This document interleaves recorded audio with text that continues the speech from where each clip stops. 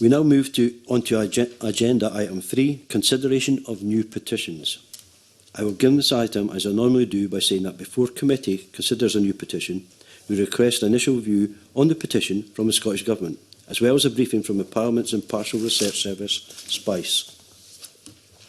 Our first new petition today is Petition 1969, amend the law to fully decriminalise abortion in Scotland, lodged by Gemma Clark.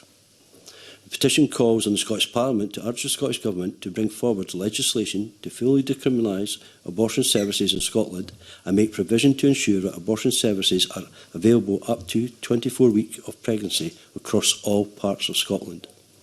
Gemma highlights that while the Abortion Act 1967 sets out criteria to making abortion permissible, such as a requirement for 2 doctors' signatures, does not explicitly decriminalise abortion. This, Gemma believes, leaves women open to a risk of prosecution if they choose to end the pregnancy. In responding to a petition, the Scottish Government makes clear the review that all women should be able to access abortion services as set down within the limits of the law where they wish. The Government's response also makes reference to work being undertaken with NHS boards to ensure services of up to 24 weeks are established in Scotland, as well as support being provided to Gillian Mackay MSP in drafting her Members' Bill on safe access zones for abortion services. While the Scottish Government has indicated that they may be open to reviewing the law on abortion in the future, they have no immediate plans to amend the Abortion Act 1967. The committee has also received a submission from the Scottish Feminist Policy and Advocacy Organisation, Engender, which briefly sets out their argument in supporting the decriminalisation of abortion.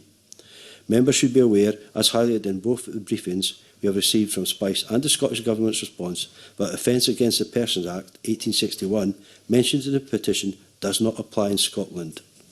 Do members have any suggestions or comments, please? Carol Mochan.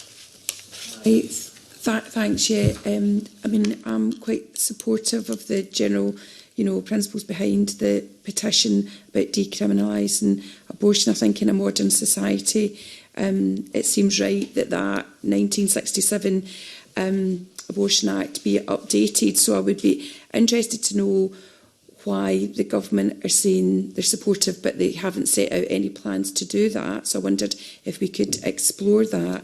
I know that certainly the medical support behind changing that is there. So I think it would be interesting just to make sure that we have all that information. So yeah, I would like us to take the petition forward if we can.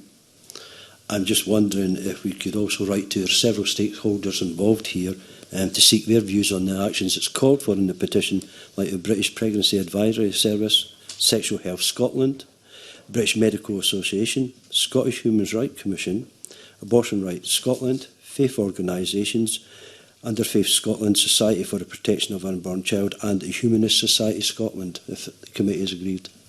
Alexander Stewart. Convener, I think it's vitally important that we collate as much information on this topic, and as you've indicated, by contacting a number of these agencies and organisations, they will be able to give their views on any action that may be required, and I think that will give us a much better and a more holistic approach as to how we would challenge this petition, because as Carol Mochan has already said, it requires updating, it requires to be looked at, because it's been decades since this has been examined in this way.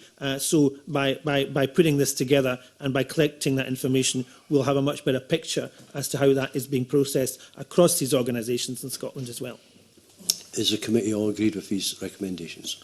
Thank you very much.